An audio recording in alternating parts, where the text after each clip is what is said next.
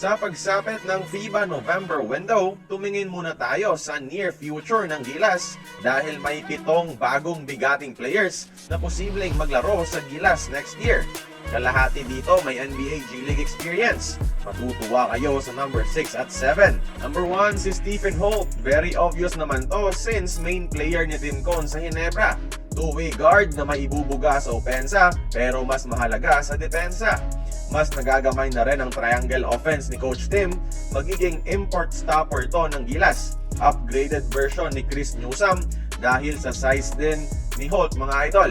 Eligible to bilang local sa Southeast Asian Games at sa Asian Games na rin. Di na rin bago sa kanya ang international basketball at may G League experience. So, plus points din yan kung ba't siya dadalhin ni Coach Tim sa national team. Number 2 si Cedric Bearfield, rising rookie sa PBA na naging instrumento sa biglaang pagiging competitive ng Blackwater. May NBA G League experience, naging import all over the world. Ano pa bang masasabi natin sa laro ni Bearfield? Kung naaalala nyo sa Instagram nito, pinahayag ang kagustuhang maglaro sa Gilas sa pananalitang without question. May overabundance man sa gwardya ngayon ng Gilas, mahirap pa rin palampasin ng coaching ang chance na ma-include ang isang NBA caliber talent kagaya niya. Just like Holt mga idol, sa Southeast at Asian Games lang eligible bilang local si Cedric Bearfield. Number 3 si RJ Abarientos mga idol. Taon ding nawala sa Gilas after ng Tav Baldwin era. Naging susi pa nga ito sa close game natin kontra ang world powerhouse Serbia kahit college pa lang siya noon. Ngayong may respectable international career bilang Asian import sa Korea at Japan si RJ, saktong nasa PBA na siya, playing for Ginebra under Gilas coach Tim Cone.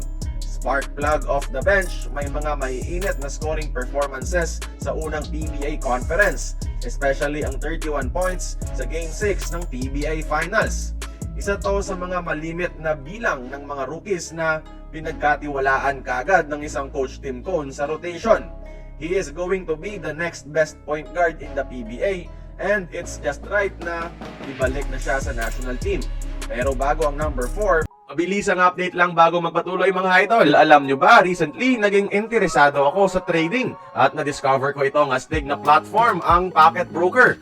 Easy to use para sa mga baguhan katulad ko. 3 steps lang mga idol para kumita ng $100.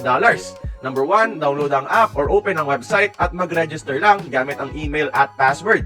At ilagay man na dito ang ating promo code na sasabihin ko mamaya.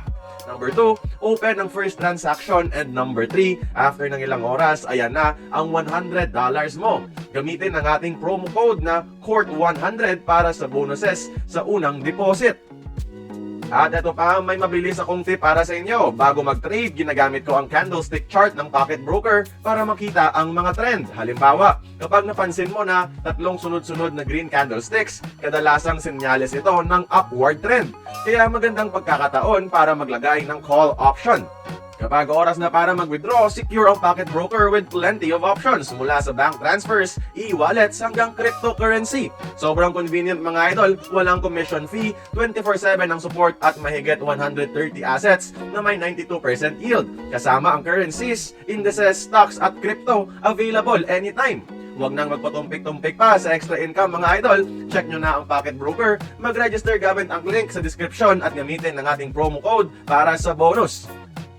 Number 4 si Kentin Milora Brown ng UP. 6'10", nasa UAAP gumagawa ng pangalan as one of the best big men sa college. May US NCAA Division 1 experience na tong si QMB. Di nabibili ang tangkad nito at ang ability niyang mag-stretch ng floor sa outside shooting. Kung kilala nyo si Jay Huff ng Memphis mga idol, parang ganyan ang laruan ni QMB. Mahilig maglagay si Coach Tim ng batang player sa roster para i-develop gaya ni Mason Amos. And si QMB ay isa sa mga possible options kahit maimbitahan man lang sa training. Number 5 si Motor Mike Phillips ng DLSU.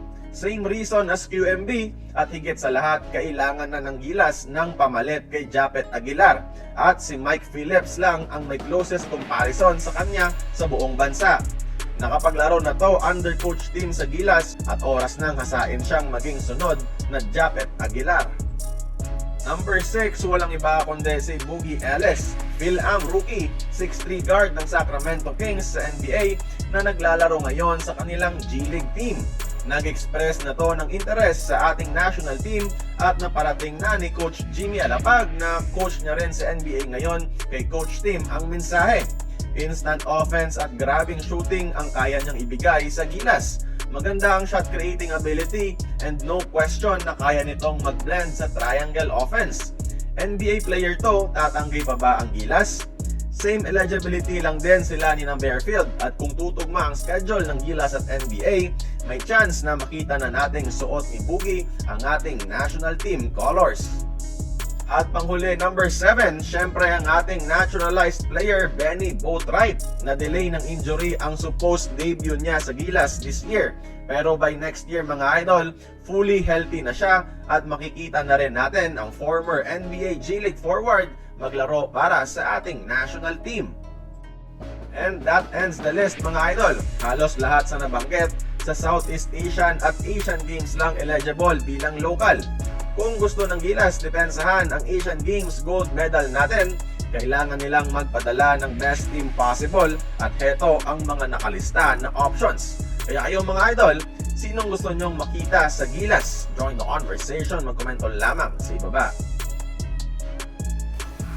Kung nagustuhan mo ang ating video, please like, share, and subscribe. I-follow mo na rin ang ating social media platforms for more exclusive sports content. Until then, this has been Courtside Buckets. See you on the next one.